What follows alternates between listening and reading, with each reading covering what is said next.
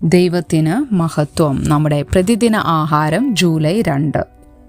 ഊർജ സ്രോതസ്സുമായി ബന്ധപ്പെട്ടിരിക്കുക. ആത്മാവിനെ കെടുക്കരുത്.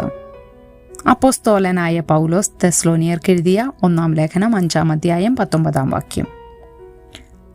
ശക്തമായ കൊടുങ്കാറ്റിനെ തുടർന്ന് ഞങ്ങളുടെ വീട്ടിൽ വൈദ്യുതി പോയി. അതായത് ഞങ്ങളുടെ നാട്ടിൽ ഇത് പതിവാണ്. മുറിയിൽ കയറിയപ്പോൾ ഞാൻ സാധാരണ ചെയ്യുന്നത് പോലെ സ്വിച്ചിട്ടു.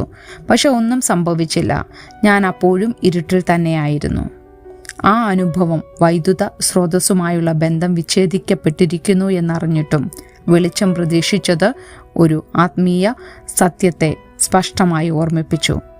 ആത്മാവിൽ ആശ്രയിക്കുന്നതിൽ പരാജയപ്പെടുമ്പോൾ പോലും നാം പലപ്പോഴും ശക്തി പ്രതീക്ഷിക്കുന്നു.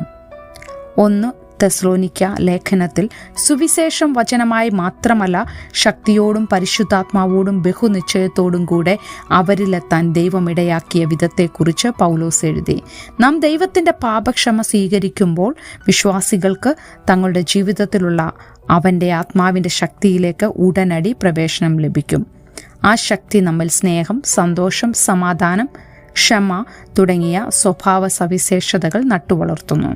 പഠിപ്പിക്കൽ, സഹായിക്കൽ, മാർഗദർശനം എന്നിവയുൾപ്പെടെ സഭയെ സേവിക്കുന്നതിനുള്ള വരങ്ങൾ നൽകിക്കൊണ്ട് ദൈവം നമ്മെ ശക്തിപ്പെടുത്തുന്നു.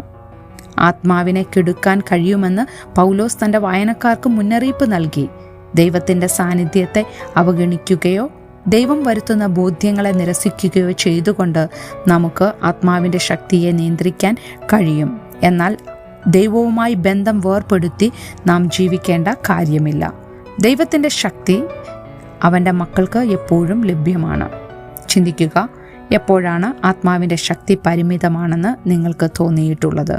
ദൈവത്തിൻ്റെ ആത്മാവിൻ്റെ ശക്തി നിങ്ങൾ എങ്ങനെയാണ് അനുഭവിച്ചത്? ദൈവത്തിന് മഹത്വം.